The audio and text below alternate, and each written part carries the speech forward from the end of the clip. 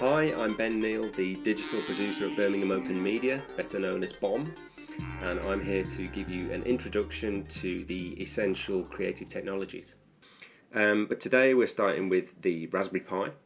This one's got a nice little sticker on it that says Ben's, just so I don't get it mixed up.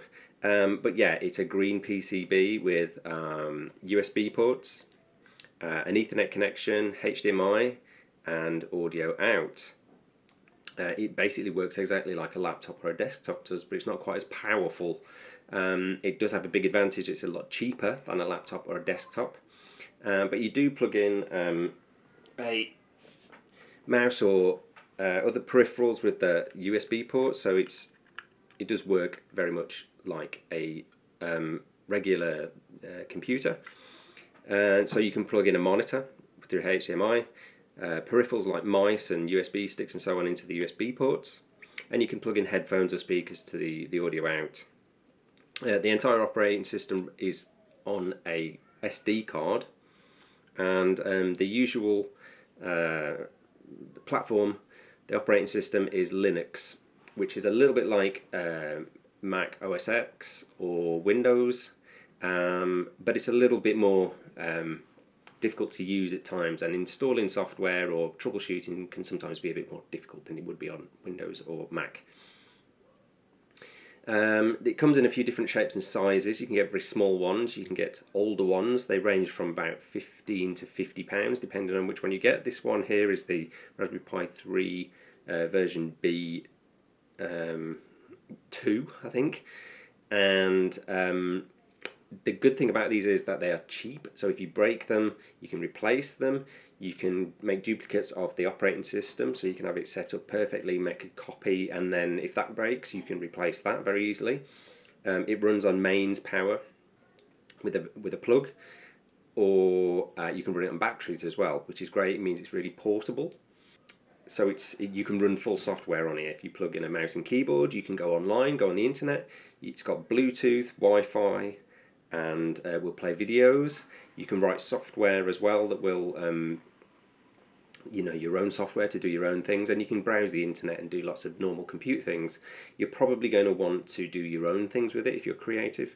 And one of the main appealing things about this is the Gpio, which is general purpose in-out, which is these two rows of header pins.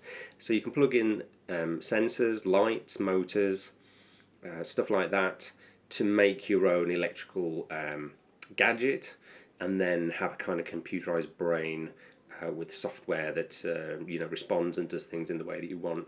A lot of people use it for video as a sort of cheap media player, so you can play video loops and audio and things like that. Because it's so small as well and it's fairly cheap, you can get quite a few of them into an art installation, and you can hide them really well, which is brilliant. You can run them from a kind of phone charger type USB battery pack, which is good, and they're pretty economic with power consumption, so you can often run them for quite long periods depending on what you're doing. So that's a real advantage for creative use as well. So the usual operating system is called Noobs to get you started, but most people use an Raspbian, which is a port from Debian. And you can look up how to put those operating systems onto the SD card and get started online. The Pi is great. It's really versatile. You can do so much with it. You can think of it just like a computer, so you can install software, you can write your own software, you can interface electrical devices and do all sorts of cool stuff like that. But it can be a bit of a headache if you're not a coder or a programmer sometimes to use, and sometimes to troubleshoot, and sometimes if you are tech savvy and you can code, simple things can also be a bit of a headache, like just playing a video in a loop sometimes. But if you look around online, there is normally someone that's tried to do the things you want to do before. So I would definitely recommend that you do a lot of research and ask around in the forums. There's lots of really helpful people out there in the world who will help you out. And there's lots of community support for the Raspberry Pi, which is fantastic. It's not going to be as powerful as a laptop or a phone probably, so just be aware that although the new Pi versions are really cool and really powerful and great, you might struggle to do something complex if you were hoping to write really interactive stuff or games or anything like that. They're pretty reliable, and they're cheap and plentiful, and they're great, and you can use them for all sorts of things. So I'd recommend, even if you have a passing interest, get one, try it out, and see if you like it. One of the big advantages of this is you can also, if you have a web connection, it comes with Bluetooth and Wi-Fi as standard, you can log in remotely. So you don't have to plug in a monitor, you don't have to plug in a mouse, you can have this thing covered inside an artwork, and then through the internet, through VNC, you can remote access and change things if you need to. So I wouldn't recommend that you permanently fix it inside an artwork without a way to get inside and look at it, but it is helpful that you can do some remote access things. For instance, if you have an artwork that's actually in a gallery in a different city, maybe you don't need to actually go there to change things on the Pi. You can often have a script run at boot, so when the gallery opens, the plug is switched on, the Pi is powered up, software is ready to run, and then at the end of the day you can pull the plug and it will go off. And so that's a really good way of doing it, or you can just leave it running non-stop, which is great. I've used it a lot with LED projects, also running motors and sort of mechanical animatronic type devices. It's great for web. You can have lots of web connectivity, have it talking to websites, and sort of web-based animation and graphics and that kind of stuff. And you can also use it as a web server or pass files to visitors via Bluetooth as well, which is good. And so yeah, it comes with lots and lots of peripherals that are really great as well. You can use, you can have buy cases for it, which are really good. So you can fix it to walls and behind monitors and things like that. And touchscreens, which are really good. So you can have this thing as a brain for a touchscreen application that you've made.